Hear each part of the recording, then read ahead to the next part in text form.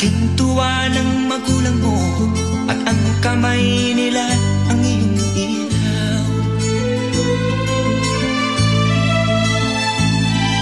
At ang nanay at tatay mo'y di malaman ang gagawin, minamasdan pati pagtulog mo. At sa gabing napupuyat ang iyong nanay sa pagtimpla ng gatas mo. At sa umaga na may kalong ka ng iyong amang tuwang-tuwa sa'yo. Ngayon nga ay malaki ka na, ang nais mo'y maging malaya. Di man sila payag, walang magagawa.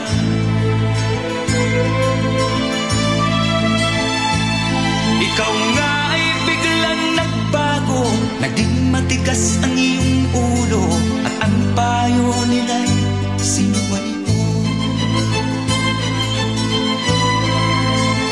Di mo man lang inisip na ang kanilang ginagawa'y para sa'yo. Pagkat ang nais mo'y masundot ang layaw mo, di mo sila pinapansin.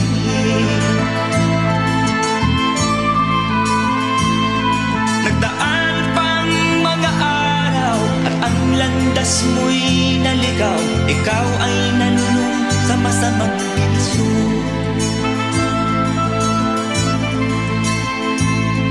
At ang una mong nilapitan, ang iyong inang lumuluha. At ang tanong, anak, ba't ka nagkaganyan? At ang iyong mga matay biglang lumuha nang di mo napapansin. Pagsisisiyang sa isip mo, nalaman mo ika'y nagkamali. Pagsisisiyag sa isip, nalaman mo ika'y nagkamali.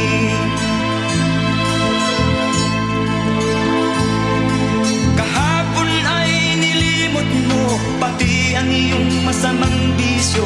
Laking pasalamat ng magulang mo.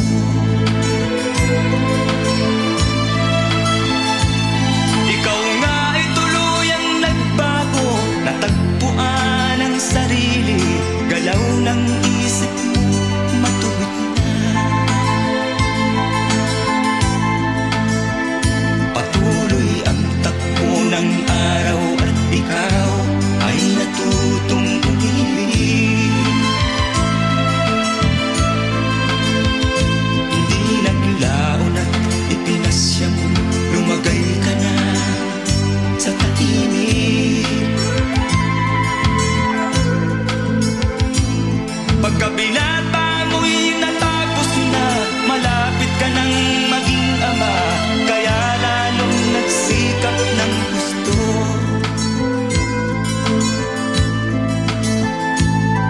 Dumating ang iyong hinihintay, sinilang ang panganay mo, parang langit ang iyong nadama.